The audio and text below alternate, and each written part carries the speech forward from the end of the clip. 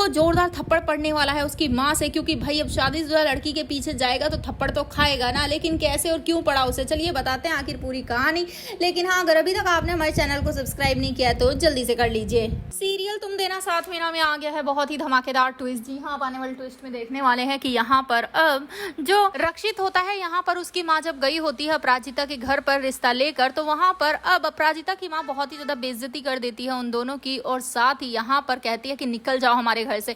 जिसके बाद वहाँ पर इतनी ज्यादा इंसल्ट होती है उनकी कि बहुत ही ज्यादा माहौल बेकार हो जाता है। वैल इसी दौरान यहाँ पर अब जब चिल्लम चिल्लम मच रही होती है, तभी वहाँ पर अब ललित की माँ भी आ जाती है, और ललित की माँ को देखकर शॉक रह जाती है रक्षित की माँ, और कहती है कि तुम यहाँ क्या कर रही हो सुधा।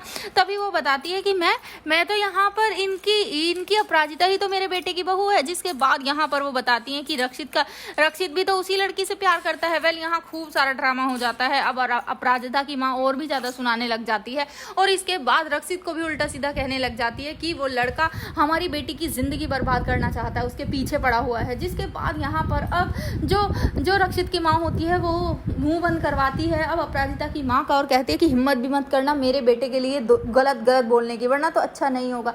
जिसके बाद वो लोग तो वहां से चले जाते हैं, लेकिन घर जाने के बाद अब रक्षित की माँ की तबीयत बिगड़ने लगती है। उन्हें लगता है कि शायद उनके बेटे रक्षित को सच नहीं पता है कि वो शादीशुदा है। जिसके बाद वो बताती है कि पता है तुझे, उसकी शादी हो चुकी है। जिसके बाद यहाँ पर अब शौक रह जाता है रक्षित कि आप वहाँ करने क्या गई थी, लेकिन यहाँ पर अब वो कहता है कि हाँ माँ, मुझे पहले से पता था। और ये सुनने के बाद उसकी माँ को इतना ज़्यादा गुस्सा आ जाता है कि वो थप्पड़ मार देती है हमने रक्षित को। वेल थप्पड़ मारे भी क्यों ना, भाई उसकी हरकत ही ऐसी है, अब शादीशुदा लड़की के पीछे पड़ेगा तो थप्पड़ तो खाएगा ना। वेल इतना ही नहीं, यहाँ पर आप देखेंगे कि एक तरफ जहाँ अपराजिता को रोकने की भी बहुत कोशिश करता है रक्षित, क्योंकि यहाँ पर अपराजिता वो देकर चली गई है रिजाइन, और कहकर गई है कि आज के बाद वो कभी भी उससे नहीं मिलेगी। जिसके बाद यहाँ पर देखने को मिलता है कि सीरियल में बहुत ही बड़ा हंगामा हो जाता है। तो भाई क्या सच में अब अलग अलग होने वाले हैं हमेशा के लिए रक्षित और अपराजिता, या फिर से कोई कड़ी है जो इन्हें जोड़कर वापिस एक कर देगी? आपको क्या लगता है? अपने एक्साइटेड आने वाले ट्विस्ट के लिए हमें कमेंट बॉक्स में बताएं। ऐसे ही खबरों से जुड़े रहने के लिए आप हमारे चैनल को जरूर सब्सक्राइब कर लें।